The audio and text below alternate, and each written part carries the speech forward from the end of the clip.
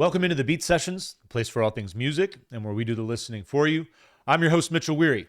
Thank you very much for checking out the channel. And since you're already here having such a good time, please feel free to subscribe. Keith, MB Lee, and I really appreciate all of your continued support. And I personally am excited to talk about the new Pornographers and this record, Continue as a Guest. This was released on March 31st. This is the band's 9th studio album and their follow-up to 2019's In the Morse Code of Brake Lights. These guys love titles. No doubt that AC Newman is all about that. Really digging this new record, though. This is a project that it's definitely a highlight for this band, and certainly branching out and doing something a little different, a little moodier with this project. I've always really appreciated AC Newman and this entire band for their pop propensity. It's very rare that you find an indie style, alternative rock style band that's able to incorporate that so well without it just being too sugar-coated, too bubblegummy. So I've always really appreciated this outfit for that reason. Love the dynamic between AC, Nico Case, their voices, the melodies, the harmonies that they create with each other are absolutely, it's outstanding. And it's no different on this record. It's one of the top tier things about this band is they have this ability to land the hook. They always nail it. They just do it better than others, in my opinion. Granted, this is kind of a super group, so maybe there's that little bit of an advantage there. But this record, a little moody, a little more on the dark side of things. It's not to say that the pop flair isn't there, but coming out of COVID during these writing sessions, there's definitely that feeling of, well, I should say a ton of feelings that we experience at work here lyrically and musically too, with the mood as well. Really digging John Collins on the bass on this thing, ripping it up as always. He's a great Destroyer as well. And I got to say, you cannot talk about this record without highlighting Zach Janikian. His saxophone performance on this record is just stunning. I mean, there's so many moments where he comes in with his sax and just steals the show. And I think it's pretty wild for someone like that with this lineup, with this outfit, this band, to come in and to have such a highlight of a performance in this thing. So definitely worth checking out this record for his performance. There's this great jazz element that, it's not strong. It's not like this music sounds jazzy. There's some moments where it does, but it's very interesting the way that, just that element informs these compositions and really adds just such a unique characteristic to them, more so than I think a lot of other new Pornographers projects. It's a big thing that makes this unique. So Really, Really Light is your first track, kicking this thing off. And AC actually extending outside of the band and working with a few other songwriters on this thing. He's actually working with Dan Behar on Really, Really Light, so it almost doesn't feel like that counts. But co-writing with Dan on this thing, it's a cool song. It's it's got a pretty appropriate title as far as very light, very breezy when it comes in. You got this nice heavy riff element that maintains this restraint though. So I like the title, and I like thinking about the way that heaviness just almost like it never takes off. It just stays right there in this spot where, I mean, it really plays out best that way. I think it's, got these signature catchy melodies that you're going to expect from this band. Great way to open up this album.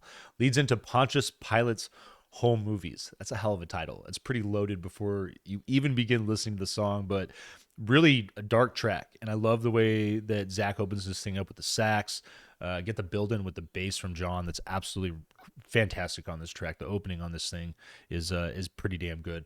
Percussion remains pretty minimal for about a minute, and then it hits. Saxophone works back brilliantly in this song. Certainly a highlight of this record. Cat and Mouse with the Light is your third track. More of that light jazz feel. Pop influence. I feel like you get a little more of the pop influence on this track in this particular project. 10 songs, 41 minutes, no filler here though. Like, I'm loving that about this.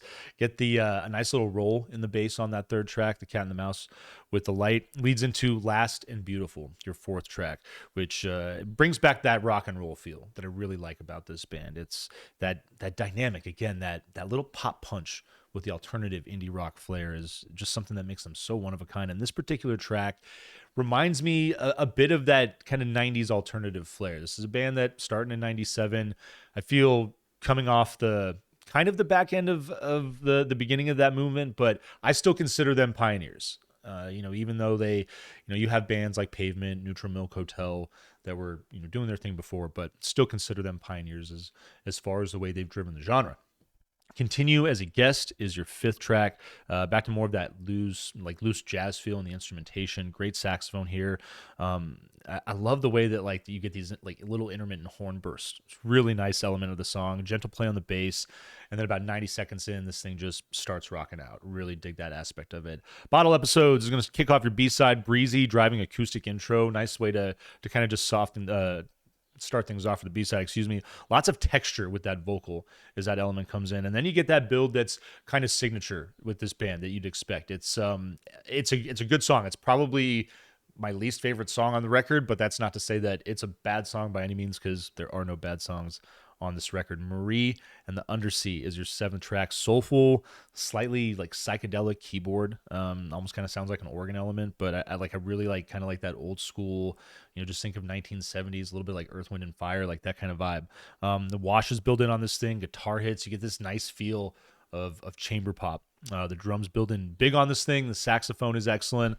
Another great track and highlight. But Angel Cover is your eighth song, and this thing is so good. This is probably my favorite song of the year so far. I heard this thing and I just begrudgingly listened to the last two songs because I wanted to just throw it on repeat and listen to it about half a dozen times in a row. And I did that after listening to this record. I think Angel Cover is freaking awesome. It's bass driven, post-punk, new wave. I mean, it just comes right at the right moment. It's dark, moody. The harmonies that Nico and AC are working with on this thing are excellent.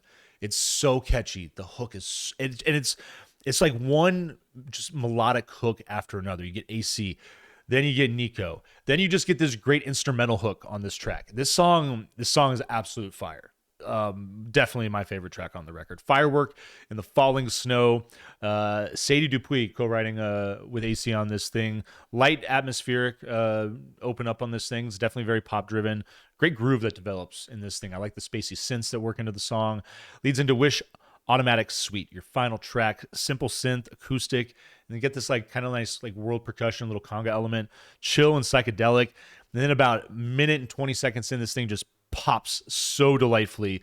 It's got this like big chunky like chamber pop feel. Imagine if you could take like a big chunky alternative rock riff and make it a Beach Boys song. I feel like that's exactly what this thing is going for.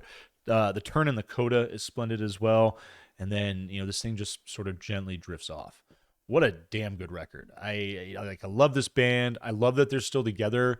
I know AC talks about how this thing feels like it's maybe outlived itself, outstayed its welcome. I hope this isn't their last record. I've heard rumors about that. I've heard people swirl on that stuff. I don't think it is. I'm going to keep my fingers crossed. And in the meantime, we're going to enjoy Continue as a Guest because this thing is great. And check out Angel Cover. The song is so dope. That song alone is worth buying this wax. Big time vinyl, please. Hope you find this review helpful. Tune in to the live show on Tuesday nights at 11 p.m. Eastern Standard Time, where we'll be talking about all the latest news in music, going over some album reviews, all that fun stuff that we like to do on the live show. Stay tuned throughout the week for more album reviews, and we will see you next time on the Beat Sessions.